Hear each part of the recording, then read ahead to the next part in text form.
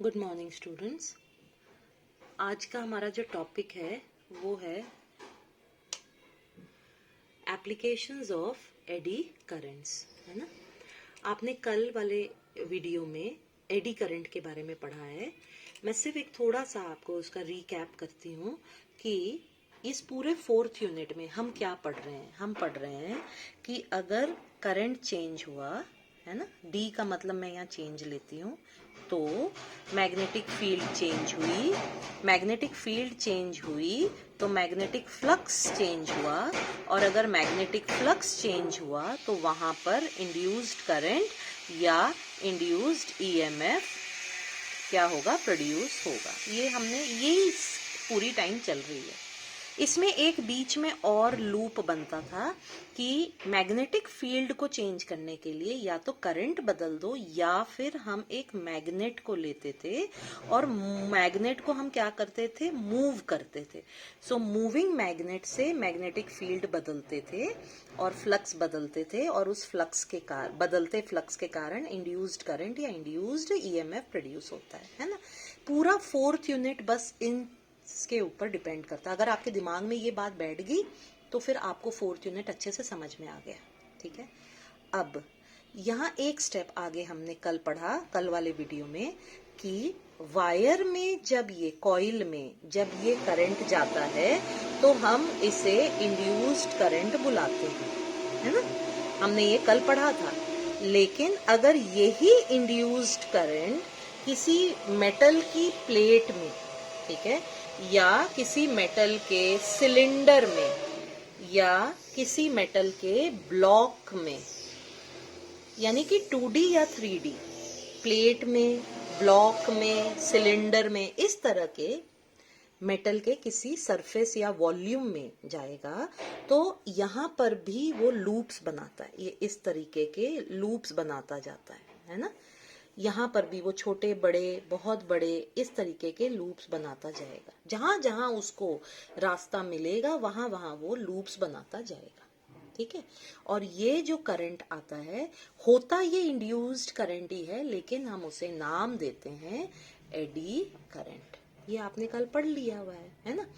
अब ये जो एडी करंट है, आपने इसका ये भी पढ़ा कि जो डिसिपेट करता है energy in the form of heat. Dissipate करने का मतलब वेस्ट करता है। ये इसकी डिसएडवांटेज है। दूसरी डिसएडवांटेज है कि ये रिलेटिव मोशन को क्या करता है, अपोज करता है। ठीक है, अगर आप देखो ध्यान से तो ये दोनों चीजें आप किसी और टॉपिक में +1 में पढ़ चुके हो। याद आए अगर आपको, आ गया होगा याद। जी हाँ, फ्रिक्शन में आपने ये दोनों डिसएडवांटेज पढ़ा। फ्रिक्शन भी रिलेटिव मोशन को अपोज करता है, और फ्रिक्शन में भी हीट जो है, एनर्जी जो है, वो हीट की तरह वेस्ट होती है। ठीक है, तो ये एडी करंट भी यही काम करता है, डिसिपेट करता है, वेस्ट करता है एनर्जी एज हीट, और साथ में रिलेटिव मोशन को अपोज करता है। ठीक है, ये हमें पता है कि एडी करंट जहां भी आएगा वो ये काम करेगा ही करेगा। ठीक है, तो ये डिसएडवांटेज है। लेकिन क्या कोई ऐसी जगह है जहां ये डिसएडवांटेज को, इस नुकसान को हम अपने फायदे में यूज कर सके, यानी हम एप्लीकेशन की तरह उसको यूज कर सके। तो बोला अगर हीट निकल रही है ना, और वो भी निकल रही है किसमें, मेटल के ब्लॉक्स में, है ना, तो क्या हमें ऐसी कोई जगह है, कोई ऐसी एप्लीकेशन है जहां हमें हीट एनर्जी चाहिए मेटल के ब्लॉक्स को पिघलाने के लिए, है ना। तो आप सोचो, आपके दिमाग में आएगी जरूर कोई एक आधी एग्जाम्पल तो आ ही जाएगा कि ऐसी कोई जगह जहां मेटल को हम बहुत सारी एनर्जी दे करके, हीट एनर्जी दे के पिघलाते हैं, और हमें वो काम करना है। तो उसका एग्जाम्पल है नंबर 1, मेटल ओर्स को जब आप प्योरिफिकेशन के लिए पिघलाते हो, मेटल की प्योरिफिकेशन के लिए जो मेटल के ओर्स हैं उनको पिघलाते हैं ताकि हमें वहां से प्योर मेटल मिल सके, है ना। या दूसरा इसका एग्जाम्पल है फाउंड्रीज में। फाउंड्रीज का मतलब होता है वो जगह, वो फैक्ट्रीज जहां पर बहुत बड़े बड़े लोहे के, एल्युमिनियम के ब्लॉक्स को पिघलाते हैं ताकि उनसे एल्युमिनियम से गाड़ियां बन सके, गाड़ियों की बाहर की बॉडीज बन सके, या लोहे के और दूसरे आइटम्स बन सके। तो इस तरीके की जगहों पर हमें बहुत बड़े बड़े मेटल के ब्लॉक्स को पिघलाना पड़ता है, और उसके लिए हमें हीट एनर्जी की जरूरत पड़ती है।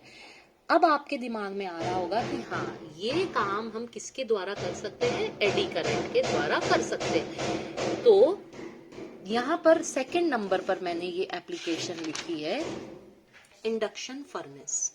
ठीक है, इंडक्शन फर्नेस जो है यहाँ हम पहले डिस्कस करेंगे। नाम से समझ में आ रहा है, फर्नेस मतलब भट्टी, और इंडक्शन यानी इंड्यूस्ड करंट या एडी करंट के कारण यहाँ पर भट्टी बन रही है। कैसे बन रही है? आप क्या करो, आपको जिस भी ब्लॉक को पिघलाना है, मेटल के साथ ही होगा, है ना बेटा जी ये। सो मेटल के किसी ब्लॉक को मान लो आपने पिघलाना है, तो इस मेटल के ब्लॉक को आप ऐसी जगह पर रखो जहां पर फ्लक्स चेंज होता है। ठीक है, मैग्नेटिक फ्लक्स बदल रहा है। या क्या कर सकते हैं, इसको पूरे एक कॉइल के साथ लपेट दो, लपेट दिया कॉइल के साथ, और यहाँ लगा दिया वो वाला करंट जो चेंजिंग है। ऐसा करंट जो चेंजिंग है, जो चेंजिंग करंट, ठीक है, वो यहाँ लगा दिया। तो वो चेंजिंग करंट जो है वो यहाँ पर क्या प्रोड्यूस करेगा? चेंजिंग फ्लक्स प्रोड्यूस करेगा। और वो चेंजिंग फ्लक्स जो प्रोड्यूस होगा वो क्या करेगा? इस तार में भी इंड्यूस्ड ईएमएफ लाएगा, और इस ब्लॉक में भी इंड्यूस्ड ईएमएफ लाएगा। समझ आ रही है बात? अब इस ब्लॉक में मैं दूसरे कलर से आपको बताती हूँ। इंड्यूस्ड ईएमएफ जहां भी उसको रास्ता मिलेगा वहां सर्कल्स बना लेगा, कंप्लीट लूप्स बना लेगा। छोटे छोटे लूप्स भी बनाएगा और बड़े बड़े लूप्स भी बना लेगा। समझ आ रही है बात? जहां जैसे उसको रास्ता मिला उसने ये लूप्स बना लेने हैं। ठीक है, और इतने सारे करंट लूप्स, एडी करंट के लूप्स के कारण खूब सारी इसमें क्या डेवलप होगी? हीट। और वो बहुत सारी हीट जो डेवलप होगी वो इस मेटल के ब्लॉक को क्या करेगी? पिघला देगी। तो आपने एडी करंट का जो डिसएडवांटेज है उसको अपने फायदे में यूज करके उसको एडवांटेज या एप्लीकेशन बना लिया। ठीक है, अब इसका दूसरा जो डिसएडवांटेज है, दूसरा डिसएडवांटेज हमने क्या पढ़ा था कि ये रिलेटिव मोशन को क्या करता है? अपोज करता है, यानी मोशन है उसको रोकने की कोशिश कर रहा है। ठीक है, क्या आपको अपनी चलती हुई चीज कभी रोकने की जरूरत पड़ती है? बड़ी बार पड़ती है। आप ब्रेक दबाते हो तो आपकी गाड़ी रुकती है। इसका मतलब कि ये एडी करंट का इस्तेमाल हम ब्रेक में यूज कर सकते हैं, तो ऐसी ब्रेक्स ट्रेन्स में यूज होती हैं। ये जो ट्रेन की जो व्हील्स हैं, है ना, ये जो व्हील्स हैं ट्रेन की, इन ट्रेन की व्हील्स के साथ, ठीक है, यहाँ पर मैग्नेटिक स्ट्रिप्स लगी होती है। ठीक है, मैग्नेटिक मटेरियल या एक कॉइल जैसा लगा होता है। ठीक है, ये कॉइल का जो करंट है ये ड्राइवर ऑन कर सकता है। ड्राइवर इंजन में बैठ करके इसको ऑन कर सकता है। तो यहाँ से ड्राइवर ने जैसे ही करंट ऑन किया, यहाँ जाएगा चेंजिंग करंट। ठीक है, इस कॉइल में चेंजिंग करंट आया तो क्या होगा? चेंजिंग करंट के कारण फ्लक्स क्या करेगा? चेंज करेगा। फ्लक्स चेंज करेगा तो क्या प्रोड्यूस होगा? Eddy current. और वो एडी करंट ये लोहे की होती है ना, याद रखिए। ये जो व्हील्स हैं ये कैसी हैं? आयरन की बनी होती हैं, लोहे की व्हील्स होती हैं। ठीक है, तो इनमें क्या प्रोड्यूस हुआ? Eddy current. और जब एडी करंट प्रोड्यूस हुआ तो ये चल रही थी ना, गोल गोल घूम रही थी। एडी करंट इनके मोशन को क्या करेगा? अपोज करेगा। ठीक है, और ये जो व्हील्स हैं वो आराम से रुक जाएंगी। सो ट्रेन में इलेक्ट्रोमैग्नेटिक ब्रेकिंग की स्पेलिंग पर प्लीज ध्यान देंगे। इलेक्ट्रोमैग्नेटिक ब्रेक या ब्रेकिंग जो है वो यूज किया जाता है एडी करंट्स की मदद से।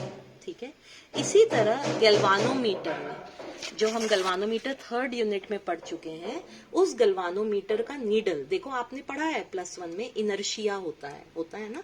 इनर्शिया क्या करता है? अगर कोई बॉडी मूव कर रही है, चल रही है, तो वो उसको चलाते ही रहता है जब तक बाहर से आके कोई उसको रोके ना, है ना। तो आप समझो कि आपका गैल्वानोमीटर का जो नीडल है वो 0 पर है। ठीक है, अब इसमें करंट गया तो ये नीडल यहाँ से यहाँ को चला गया। जब वो यहाँ को गया तो वो मूव किया, यहाँ आके रुकेगा नहीं ना, इनर्शिया के कारण वो मूव करता रहेगा, हिलता रहेगा अपनी जगह से, है ना। ऐसा नीडल हमारे किसी काम का नहीं है। हमने नीडल को रुका हुआ देखना है ताकि हम यहाँ की क्या देख सके, रीडिंग देख सकें, है कि नहीं। अगर ये नीडल अपनी जगह पर ऐसे ऑसिलेट करता रहा, वाइब्रेट करता रहा, तो हम रीडिंग नहीं नोट कर सकेंगे। सही बात है। तो हमें ऐसा नीडल चाहिए जो यहाँ से सीधे यहाँ आकर के रुक जाए, इनर्शिया के कारण ये ऑसिलेशंस ना करे, ठीक है। उसके लिए एडी करंट काम करता है। यहाँ नीडल के साथ जो सर्किट जुड़ी हुई है, ये अंदर जो सर्किट है, उस सर्किट में एडी करंट प्रोड्यूस किया जाता है, और वो एडी करंट इस नीडल की मोशन को क्या करता है, ये जो मोशन है नीडल की, इसको रोक देता है तुरंत से, और इसीलिए आप इसको बुलाते हो डैम्पिंग। डैम्पिंग का मतलब आपने +1 में पढ़ा था, डैम्पिंग का मतलब होता है रोकना, है ना, रोकना। तो ये एडी करंट जो है वो इसकी मोशन को क्या कर देता है, रोक देता है नीडल की मोशन को, और एकदम से आपकी नीडल जीरो से उस पोजीशन पर आकर के रुक जाती है, यहाँ पर इनर्शिया के कारण ऑसिलेट नहीं करती है, ठीक है। तो ये आ गए आपके एप्लीकेशंस ऑफ एडी करंट्स, ठीक है। अब डिसएडवांटेजेस, ये तो हम पहले भी देख चुके हैं कि रिलेटिव मोशन को अपोज करता है ना। और साथ में दूसरा डिसएडवांटेज क्या है, अभी हमने इसका पढ़ा कि एनर्जी को वेस्ट करता है हीट के फॉर्म में। एक इसके ही कारण, ये हीट एनर्जी के कारण एक और डिसएडवांटेज आता है कि इंसुलेशन जो होती है वो तो रबड़ या प्लास्टिक की होती है, तो एक्स्ट्रा हीट, बहुत ज्यादा हीट के कारण वो रबड़ या प्लास्टिक जो है वो टूट सकता है, पिघल सकता है, और इंसुलेशन खत्म हो सकती है। इंसुलेशन खत्म हो जाएगी तो शॉर्ट सर्किट का चांसेस बढ़ जाते हैं, तो वो एक बहुत बड़ा नुकसान हो सकता है अगर एडी करंट को रोका नहीं गया या उसका कम नहीं किया गया, ठीक है। तो एडी करंट को कम कैसे करें, कई जगहों पर हमें एडी करंट नहीं चाहिए होता है, हमें उसे कम करना होता है। तो एडी करंट फ्रिक्शन की ही तरह पूरी तरह से खत्म नहीं किया जा सकता है, it can not be eliminated, but minimize यानी कम किया जा सकता है, ठीक है। कैसे कम कर सकते हैं, ये देखो यहाँ पर पहला 2 पॉइंट्स है। पहला पॉइंट है लैमिनेटेड कोर। अब इसको आप समझो अच्छी तरह से। अभी हमने थोड़ी देर पहले पढ़ा कि एडी करंट जो है वो ब्लॉक में, मेटल के सिलेंडर या ब्लॉक में बनता है, और जहां भी उसको रास्ता मिलेगा, जहां भी उसको रास्ता मिलता है वो अपना लूप कंप्लीट कर लेता है ना। तो मान लो ये एक ब्लॉक है, एडी करंट को जहां भी छोटी सी भी जगह मिली वो इन छोटी जगहों पर भी बन जाएगा, वो ऐसा बड़ा लूप भी बना लेगा, कई बार वो पूरा ऐसा बड़ा सा लूप भी बना लेगा, है ना। ये सारे जहां जहां उसको रास्ता मिलेगा, कंडक्शन मिलेगा, वो वहां वहां पर अपने लूप्स बनाना शुरू कर देता है, ठीक है। अगर मैं किसी तरह एडी करंट को कम करना चाहूं तो यहां से मुझे एक बात समझ में आती है कि मुझे ये रास्ते तोड़ने पड़ेंगे। अगर मैं ये लूप्स तोड़ दूं तो कंडक्शन कम कर दूं अगर, तो नेचुरली क्या हो जाएगा कि एडी करंट का लूप बनेगा नहीं, और लूप नहीं बनेगा तो वो छोटे छोटे लूप्स में बनेगा, और छोटे छोटे लूप्स में बनेगा तो उसकी वैल्यू कम हो जाएगी, ठीक है। तो ये इसको बुलाते हैं लैमिनेटेड कोर। ये एक ब्लॉक था, एक पूरा ब्लॉक को आपने क्या किया, पीसेस किए, काट दिए, और इसके जैसे हम वेफर बिस्किट नहीं खाते हैं, बिस्किट की एक लेयर होती है, फिर उसके अंदर चॉकलेट की एक लेयर आ जाती है, फिर एक बिस्किट की लेयर आती है, फिर चॉकलेट की आती है, वैसे आपने बनाना है। ये पूरा एक ब्लॉक था ना, इस एक ब्लॉक को नहीं लेना है, इसके बिल्कुल पतले पतले चिप्स काटने हैं, ठीक है। सो इसको यहाँ से कट करते जाओ और चिप्स निकालते जाओ इसके, ठीक है। सो एक चिप ये आ गया, फिर इसके पीछे ये दूसरा चिप आ गया, फिर ये तीसरा चिप ऐसे आ गया, इसको काट काट के चिप्स निकालते गए।